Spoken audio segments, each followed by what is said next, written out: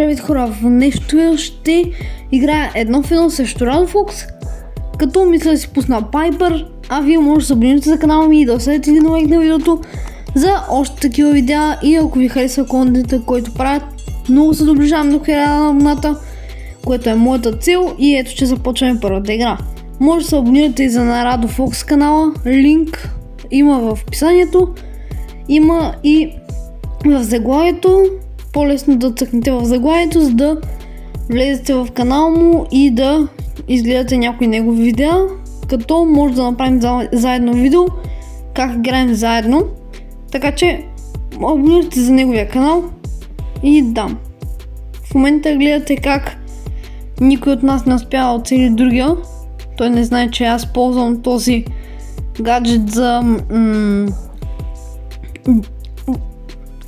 удара ми директно да отида в него, но да е знаел смисъл, всеки си избира своите гаджети и Star Power и гиари.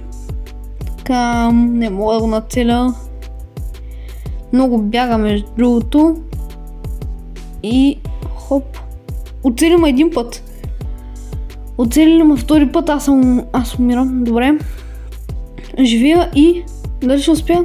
На супер малкото съм. Не, изхъбих си гаджета. Айде, първи рунд спечелих.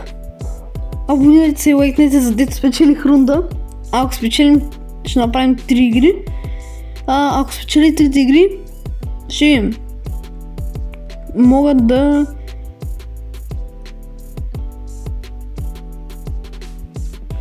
Добре, спечелих първата игра и директно преминаваме към втората. В нея той също е Пайпър. Останахме си Пайпърки. Като в момента се правя много добър и си изхъбих много тъпо гаджета. Надейте се да се правите много добри като мене. И просто да проваляте ударите, но това беше много добър удар. Може да го направите и вие да го тествате върху някой ваш приятел. Както аз правя. Дано той не ми се разсърди, че го бих. И втора игра победа! Айде! Директно преминаваме към третата игра. Да видим кой ще спечели. Надяваме се аз. Но да видим. Не, ще му уби ли? Да, убима. Първи рунд той ме уби. От колко игри той не ме убил и чак сега ме уби. Но нищо. Сега, молим се да го убия. Добре, мисля, че го оцелих. И да, айде! Втори рунд. Аз победих и сега. Решаващия рунд, кой ще спечели? Вие за кого сте в този рунд?